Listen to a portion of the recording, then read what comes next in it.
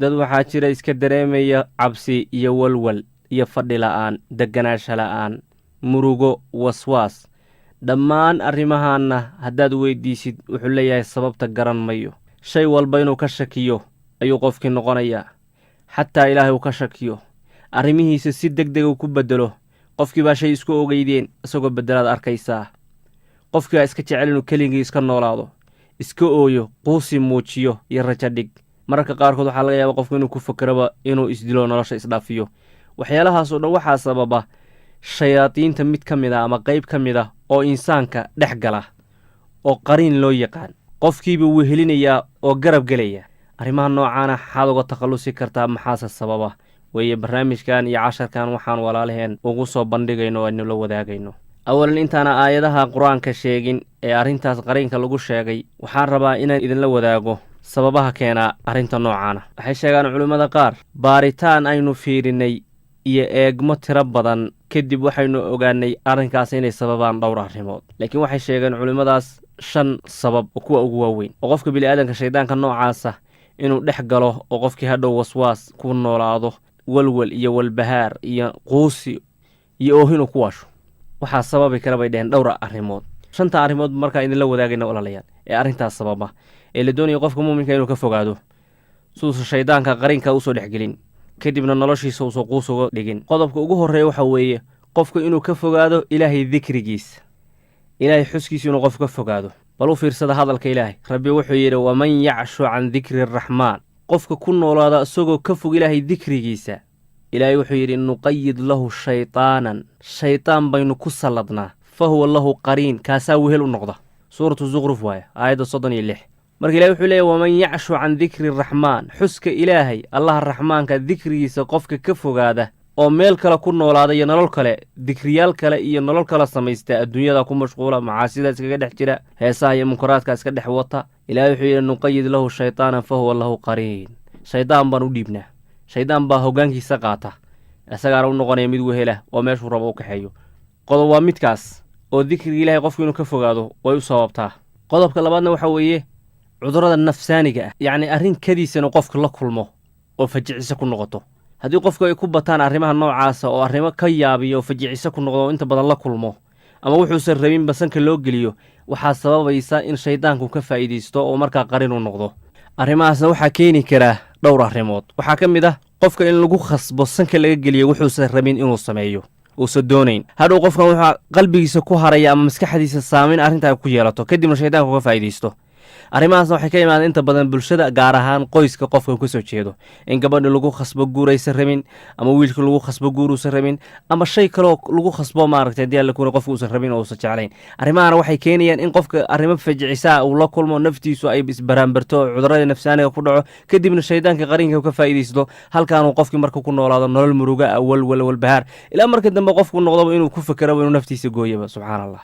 laakiin taa hadday dheer tahay weeye oo muddo qaadato, bimacnaa shayga qofka sanka laga geliyo lagu khasbo haddii muddo dheer uu ku dhex noolaado. laakiin hadday wax yar ahayd oo maalmo ama wax asbuucyo ah oo kadibna ka takhalluso, taasi inta badan ma saamayso. waxaa kaloo ka mid a qofku inuu waayo qof uu jeclaa, bimacnaa qof asaga ku weynaa oo qadarin jiray, oo waxyaalaha keena cudurrada nafsaaniga, kadibna shaydaankii qariinka halkaa uu maaragtay fursad ka helo. waxaa kaloo ka mid a waxyaalaha sababa in shaydaanka qariinka qofka lagu sallado, inuu qofku shay uu ku xisaabtamayey oo waqti siiyey oo ku mashquulay inuu ku khasaaro. yacni wuxuu ka filayay waxaan ahayn hadhuu arko. yacni qofkii waxaad arkaysaa inuu wax muddo uu ku soo tacab iyo tiirbeelay, kadibna arrintii ay noqotay halbacaad lagu lisay. qofku waa fakeraa markaas, shaydaanka qariinka halkaa ugu soo gabanaa. gabadhiiba intaa wiil isjeclaayeen, guur ku heshiiyeen sannado badan, kadibna arrin kalaa soo baxday oo inuu khiyaamay, inay arrintii hirgeli weyday, fakri dhibaata imaanaysa, kadibna shaydaanka qariinka halkaasuu ka soo gelaya. waxaa ka mid a waxyaalaha sababa in qofka shaydaanka qariinka lagu sallado oo macnaa uu fursad ka helo inuu qofku qabto shaqo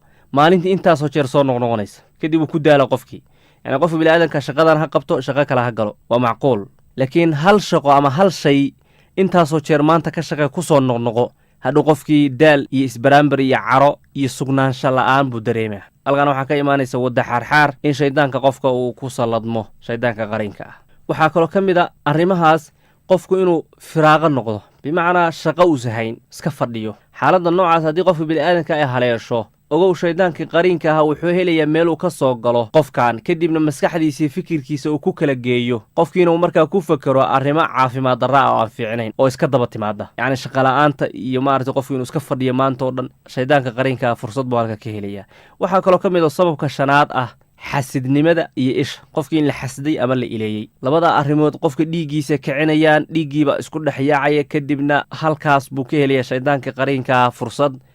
rasuulullaahi moxamedna wuxuu noo sheegay calayhi salaatu wasalaam qofka bili'aadankaa shayddaanku wuxuu ka maraa meesha dhiigga uu ka maro waa fursadaha noocaasa markuu ku helo waayo arrimahaasoo dhan waxay tilmaamayaan qofka sugnaansho la'aantiisa iyo fikirka iyo walwalka kadib shayddaanka qariinka uu ka faa'iidaysanaya arrintiibuu sii hurinaya marka ilaa qofka uu quus gaadho su-aasha marka muhiimka waxa weeye casharkeennan ujeedkiisuu yahay taa markii laga yimaado maxaa u daawo ah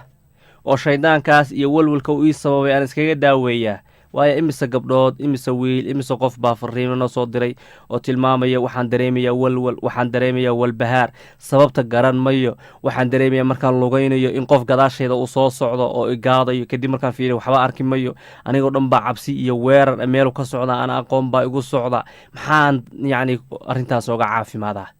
waxaasoo dhan waa arrimaha aynu sheegnay oo shayddaanka qariinkaa ayaa ka mas-uula wabitaali sababaha aynu sheegnay ayuuna ugu soo gabaday oo qofka arrintaa ay haysato markaad sii baarto waxaad ogaanaysaa in mashaakil xagga familka ama qoyska uu soo maray xagga nolosha uu soo maray xagga fikirka uu soo maray kadibna arrimaha uu dareemay waana sababihii uu shayddaanku qariinka uga faa'iidaystay weeye laakiin daawada insha allahu tacaala waa idiin tilmaamaynaa intaynu aayadaha la akhrinayo gaarin waxaan idiin tilmaamaya walaalayaal nidaam aad maraysid oo noloshaada maalintii hameenkaa ku dabaqaysid insha allah awalan marka ugu horraysa 5 salaadood ilaali tahaaradooda nadaafadooda wakhtigooda ilaali si fiican u gudo 5 salaadood sunanka ay leeyihiin yacni salaadaha sunanka ee daba dhaca ama hor dhacana ayagana ilaali oo ku dadaal waxaa kaloo ku dadaashaa adkaarta gelinka hore la akhristo iyo midda gelinka dambe la akhristo oo dhammaystiran gaar ahaan waxaa ku dadaashaa inaad tidhaahdid laa ilaaha ila allaahu waxdahu laa shariika lah lahu lmulku walahu alxamdu wahuwa calaa kulli shayin qadiir 100 jeer soo celi intaas hal maroo gelinka horaa iyo hal maroo gelinka dambaa kiiba 100 jeer wey laa ilaaha ila allah waxdahu laa shariika lah lahu lmulku walahu alxamdu wahuwa calaa kulli shayin qadiir qodobi waa kaas qodobka kalena waxa weeye nidaamka kale adkaarta hurdada iyadoo dhammaystiranna ilaali lagu seexdo adkaarta lagu seexdo qur-aanka inaad 2 xisib wax la midka akhrisid maalintiina ku dadaal salliga rasuulka sala allahu calayhi wasalamna ku dadaal gelinka hore iyo gelinka dambe min 100 jeer istikfaartana ku dadaal gelinka hore iyo gelinka dambe min 100 jeer subxaana allaahi wa bixamdihi subxaana allaahi alcadiim gelinka hore iyo gelinka dambe min 100 jeer subxaana allaahi walxamdu lilaahi walaa ilaaha ila allah wallaahu akbar gelinka hore iyo gelinka dambe min 100 jeer ayadana ku dadaal laa xawla walaa quwata ilaa billaah gelinka hore iyo gelinka dambe min 100 jeer ayadana ku dadaal insha allah waayo shayddaanka qariinka ee lamaanaha la yidhaahdo hadduu qofka ku salladmo dagaalkiisu waa adag yahay marka isticmaal adkaarta aynu ku tilmaannay waad ka adkaanaysaa isaga iyo walwalkiisa iyo walbahaarkiisa insha allah haddaynu u nimaanno aayadaha oo u soo noqonno aayadda ku jirta suuratu nisaa ee 38 lambarkeedu yahay akhri 14 jeer ku soo celceli ilaahay wuxuu yidhi waaladiina yunfiquuna amwaalahum ri'aa'a annaas dadka xoolahooda bixinaya iyagoo dadka iska gadaya walaa yu'minuuna billaah walaa bilyowmi alaakhir oo aan rumaynayn ilaah iyo qiyaame ilaahay wuxuu yidhi waman yakun ishaytaanu lahu qariina fasaa'a qariina shayddaan qofkuu saaxiib la noqdo walla saaxiib xun baa qofkaa qabsaday yacni sifooyinkaasaa u sababay inuu shayddaan saaxiib qofkan la noqdo 14 jeer ku soo celi aayaddaas aayadaha kale ku xiga aayaddaasna fii suurati saafaat ka fiiri 50 ilaa 60 lambarka ayadoo ay yihiin ilaahay wuxuu yidhi fa aqbala bacduhum calaa bacdin yatasaa'aluun ahlu jannu ilaahay ka warramaya way iska soo horjeesadeen ayagu wax isweydiinaya qaala qaa'ilu minhum mid ayaa yidhi innii kaana lii qariin saaxiib baan waxaan ku lahaan jiray adduunyada yaquulu wuxuu dhihi jiray saaxiibka waagaan adduunka iskula noolayn a innaka la min almusaddiqiin ruuxyow ma waxaad rumaysan tahay aidaa mitnaa wa kunnaa turaaba haddaynu dhimanno ciid noqonno iyo wa cidaaman lafo a innaa lamadiinuuna in nala soo noolayn doono nala abaal marin doono saaxiib ayaa sidaa igu dhihi jiray niyom sidaasaa rumaysan tahay saaxiibkiina meeshaan kama arkay ma naartuu jiraa kii ahlu jannaa wuxuu yidhi markaasuu hadalka sii watay ilaahay baana nooga soo taminayee qaala hal antum muطalicuun ahlu jannihii kule wuxuu ku leeyahay ma ila soo fiirinaysaa ninkaas asagii baa soo baxay marka fatalaca wuu fiirfiiriyey wuu baarbaaray saaxiibkiisii adduunka sidaa ku dhihi jiray fara'aahu fii sawaa'i aljaxiim jaxiimo salkeedu ku arkay qaala ninkii ahlujannaha wuxuu yidhi marka qofkii ahlujannaha tallaahi baan ku dhaartay ilaahay in kidta la turdiin waxaa ku sigatay inaad i halaagtid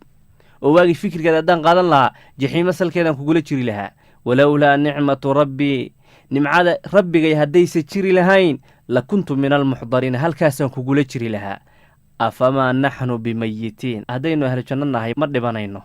ilaa mawtatana aluula geeridii hore mooyaane adduunka uga soo tagnay wamaa naxnu bimucadabiin nalama cadaabayo ina haadaa lahuwa alfawzu alcadiim walla taasaa guul ah aayadahaas ku soo celceli ayagana insha allah 7 jeer suuratu saafaad baa iyadoo dhanba sahlanaynoo shayddaanka qarinka la dagaalanta laakiin haddaadan wada akhrin karin 7 jeer aayadahaasi ku soo celceliya aayaddaana fii suurati fusilad bay ku jirta 7 jeerna ayadana akhri aayadda 25aad weeye ilaahay wuxuu yidhi waqayadnaa lahu quranaa fazayanuu lahu maa bayna aydiihim waxaynu ku salladnay shayaadiintii saaxiibada u ahaa ay u qurxiyeen noloshii wuxuun ku noolaa ilaahay wuxuu yidhi marka waxaa ku duldegay cadaab ilaahay hadalka ilaahay baa ku duldegay isagoo ku dhex jira jin iyo insaan hore innahum kaanuu khaasiriin waqayadnaa lahum quranaa fazayanuu lahu maa bayna aydiihim wamaa khalfahum waxaqa calayhim alqawlu fii umamin qad khalat min qablihim min aljinni waalins innahum kaanuu khaasiriin shayddaanka qariinka la yidhahdo kaga daawey aayadahaas aayadda hore aynu u tilmaannay marka asbaabaha ka warramayna fii suurati zukrufna akhriso iyo kuwa ku xigoo ah waman yacshu can dikri araxmaan nuqayid lahu shaytaana fahuwa lahu qariin wainahum layasuduunahum shayddaanka qariinka muxuu kuu sababayaa wuxuu kaa hor istaagayaa can isabiil waddada toosan nolosha farxaddaluu kaa hor istaagayaa wayaxsabuuna annahum muhtaduun waxay moodayaan marka inay hanuunsan yihiin dadkan shayaadiintu iska hoggaansadeen xataa idaa jaa'ana markuu qiyaamo imaado qaala wuxuu leeyahay kii shayddaanka qariinka raacay yaa layta baynii wa baynaka bucda almashriqayni fa bi'sa alqariin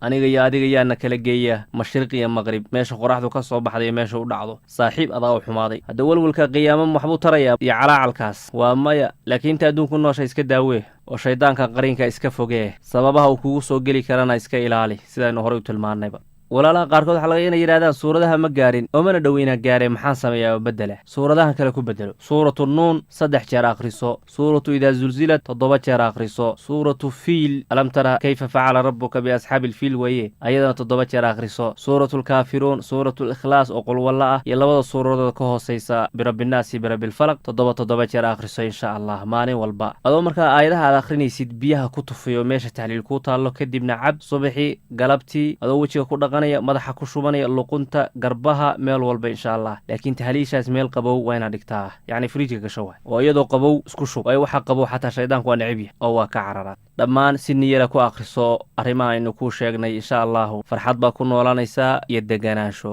aad baad u mahadsantihiin baaraka allahu fiikum wassalaamu calaykum waraxmatullaahi wabarakaatu